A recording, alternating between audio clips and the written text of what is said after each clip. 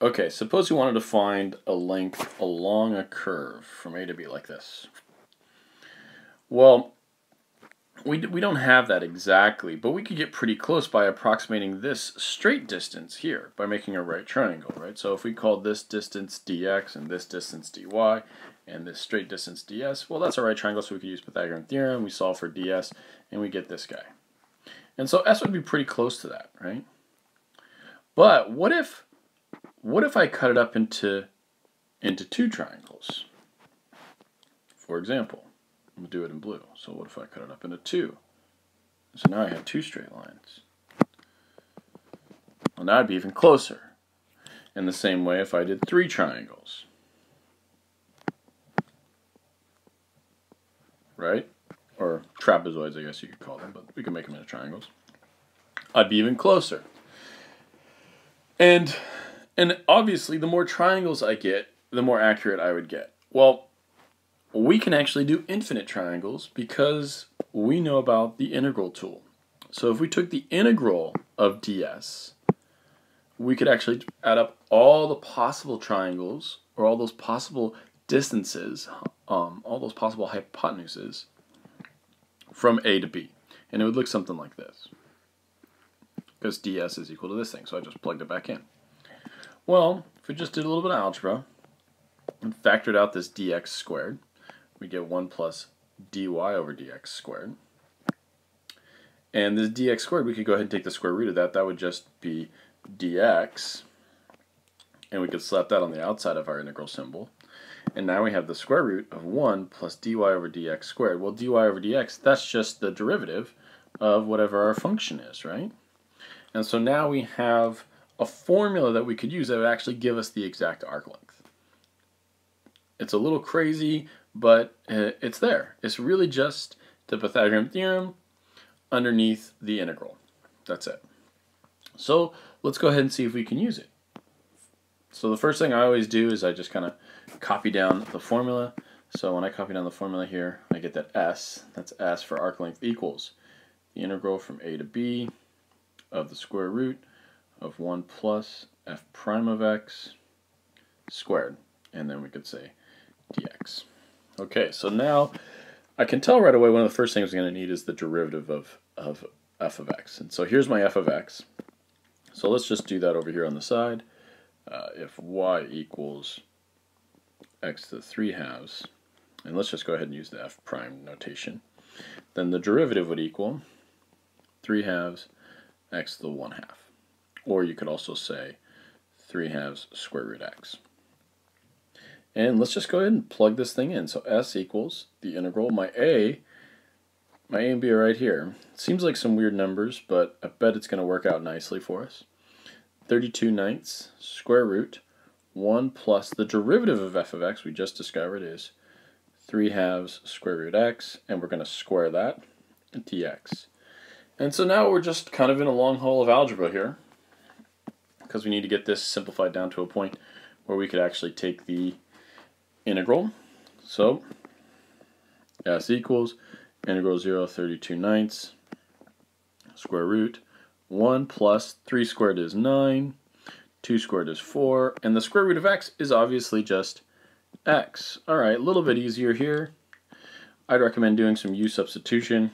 So let's say that u equals 1 plus 9 over 4x. du would equal the derivative of 1 is 0. Derivative of 9/4 is just of 9/4 x is just 9/4 dx. Solve for the dx and we get 4/9 du equals dx. Okay. That's handy because we're going to plug that in. So let's plug everything in, including my 0. If I plug the 0 into here, 0 times 9/4 is 0, so 0 plus 1 is 1. If I plugged in a 32/9, okay, well let's work that out. So what is u of 32/9? Well, it's 1 plus 9 over 4 times 32 over 9. Well, these 9's cancel out. 32 divided by 4 is 8. 8 plus 1 is 9. Okay, square root of, and we said this whole thing in here is now just u, and instead of a dx, we're going to put in this. So, meant to have the highlighter on there, but that's all right. We're going to put in a 4/9 du. Okay, this is a lot simpler than what we had up here, right? So let's go ahead and try and simplify this out. Of course, the 4/9 I could just bring out in front of the integral. From 1 to 9 of u to the 1/2 power du. Okay, this is easy. We can do this. Let's see. So what does this equal? This equals 4/9 times the antiderivative of the 1/2 is u to the 3/2,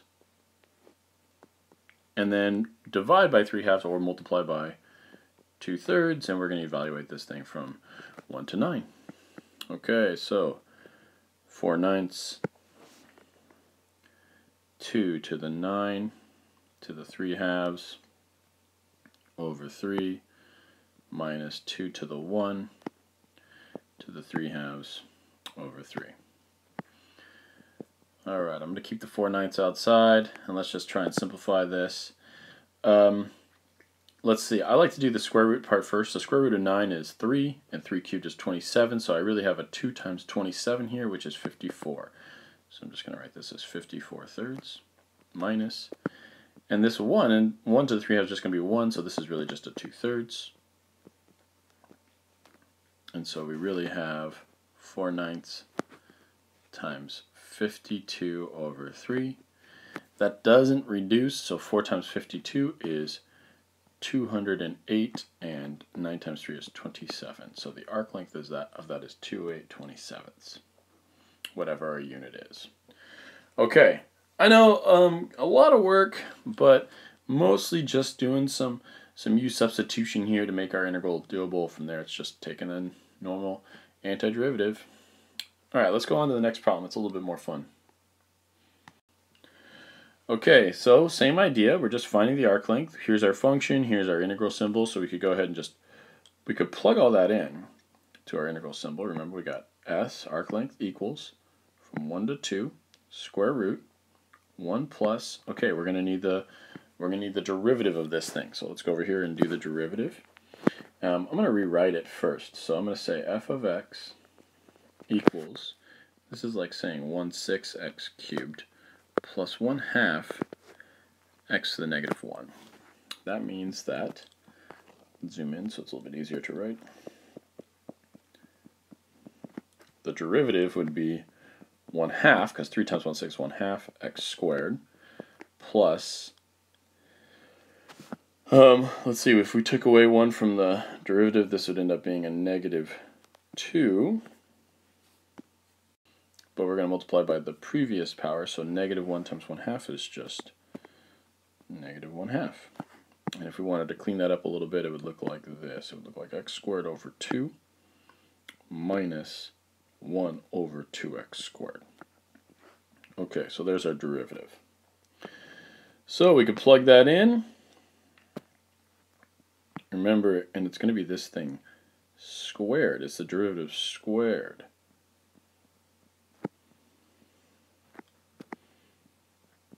Okay, well, here's what I'm going to do. Because this thing, we've got our formula set up, but this thing is kind of messy. And so what I would like to do is I would like to just take this part for a while, and we're going to just play with this part and see if we can simplify this down. And then when we got something a lot simpler, then we'll go ahead and take the square root of it. But let's just play with this. So 1 plus x squared over 2 minus 1 over 2x squared squared. Let's just see what we can do with this thing, because this is all kind of crazy. First off, let's just square this. We could square that by foiling it out.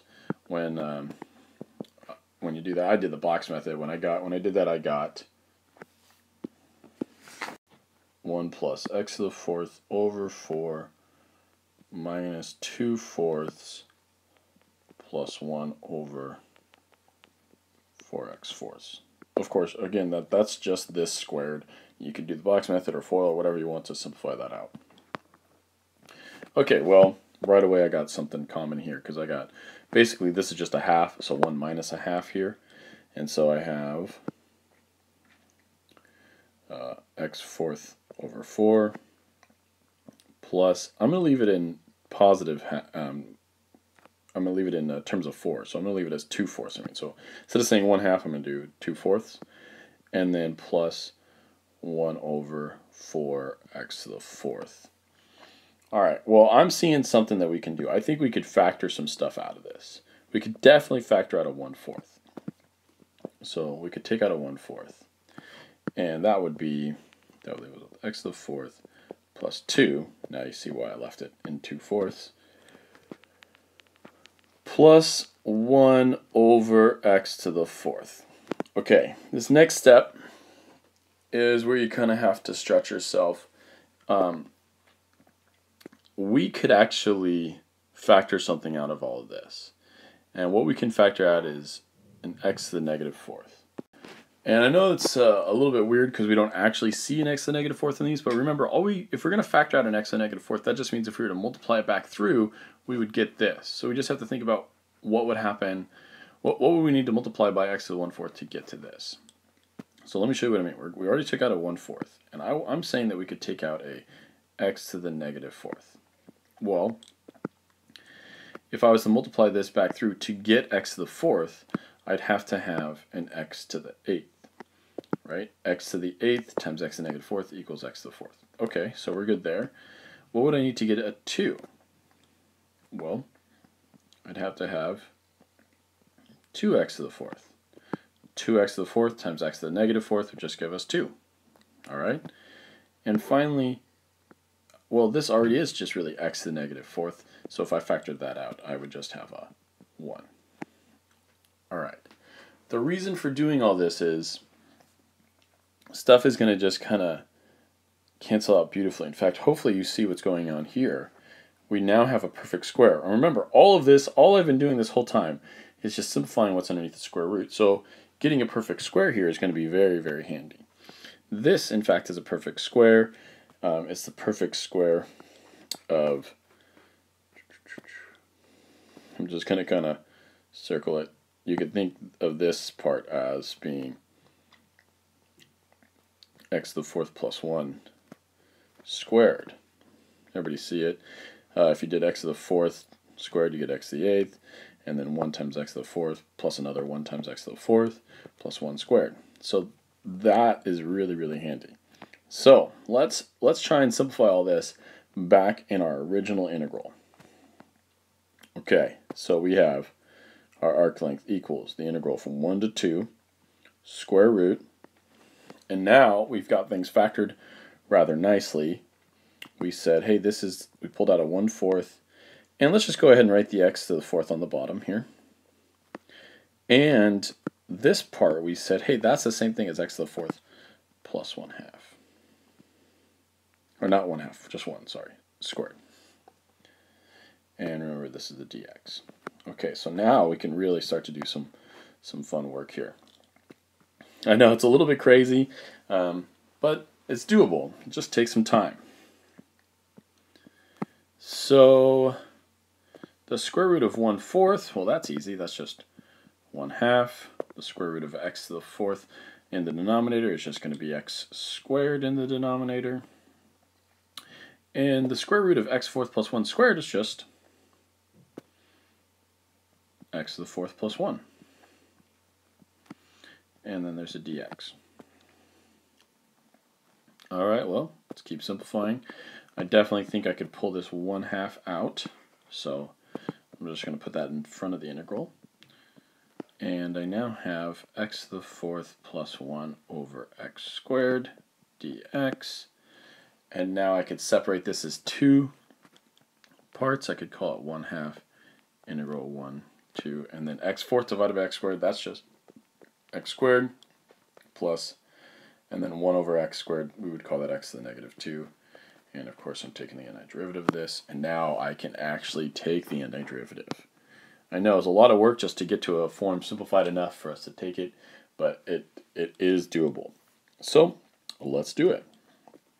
1/2 equals, antiderivative of x squared is x cubed over 3, and antiderivative of x to the negative 2, that's going to be x to the negative 1 over negative 1. We're adding here. And again, this is going from 1 to 2. So this is 1/2. 2 cubed over 3. This is really just like saying negative 1 over x, so we're going to just say negative 1 over 2 minus parentheses 1 cubed over 3 minus 1 over 1. Alright, just simplify away. So 1/2 8 cubed minus 1/2. Distribute that negative, we would get minus 1/3, and then distribute the negative here to the other negative and get a positive 1. Okay, let's see. I see that these two things are common, and I could very easily do these two. So I get 1/2. 8 minus 1 is 7/3.